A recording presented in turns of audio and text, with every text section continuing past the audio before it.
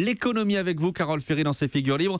Vous nous révélez ce matin les résultats de l'enquête mondiale de la banque HSBC sur les villes préférées par les expatriés dans le monde. 27 000 expatriés ont été interrogés, 159 pays. C'est l'une des études les plus sérieuses sur le sujet et il en ressort que Paris, notre Paris, fait partie des favorites. Et oui, sans surprise, ce que les expatriés aiment à Paris, c'est notamment la gastronomie française. Mais nous n'arrivons pas en tête dans cette catégorie, battue à plat de couture par Tokyo. La catégorie qui nous hisse sur la plus haute marche du podium, c'est la beauté de la ville, son architecture, ses parcs, ses monuments.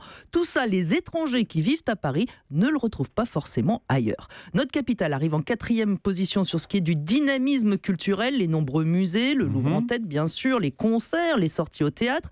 Mais on est battus là par Berlin, Buenos Aires et Londres, à égalité toutefois avec New York. Pas de quoi rougir quand même. Je ne veux pas remuer le couteau dans la plaie, mais point de vue circulation, pollution, on doit largement chuter dans le classement. Eh bien écoutez, la question n'a pas été posée comme ça. Du coup, on échappe à la sanction. La question a été posée sur les transports en commun. Et là, eh bien, on est plutôt bien placé. On arrive 8e sur 159 villes. Autre bon point, 67% des expatriés trouvent qu'ils ont gagné en équilibre de vie personnelle, vie professionnelle en arrivant à Paris.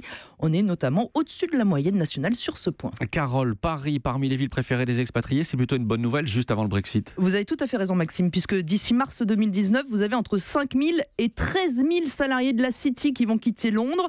Pour quelle ville ? HSBC, qui réalise justement chaque année cette étude, a dès le départ annoncé qu'elle allait choisir Paris, jusqu'à 1000 employés qui devraient arriver de Londres. Alors on n'y est pas encore, la banque vient d'annoncer qu'elle n'était pas pressée de transférer ses emplois. Elle veut d'abord voir quelles sont les conditions négociées avec l'Union européenne, voir si rester à Londres devient vraiment une punition ou pas. Toutes les autres banques regardent également si elles vont devoir déménager, combien de salariés, où ?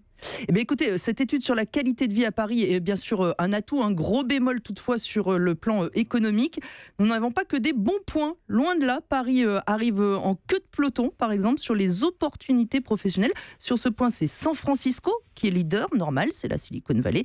Et juste derrière arrive justement Londres. Hélène Jouan. Vincent Arouette a pris la défense il y a quelques instants du président Macron. Je vais prendre celle d'Anne Hidalgo. C'est pas une bonne nouvelle, ça, pour la maire de Paris? Enfin, une bonne nouvelle? Écoutez, je l'ai bien dit, ce qui nous hisse en tête sur le podium, c'est les monuments, les paysages, la beauté de la ville. Et ça je crois qu'Anne Hidalgo n'y est pas pour grand-chose. Toujours pas une bonne nouvelle. La pollution, la circulation, etc. La question n'a pas été posée. Donc on va dire que si on s'arrête au titre, oui, sans doute. Si on va un peu dans le fond, je suis pas certaine.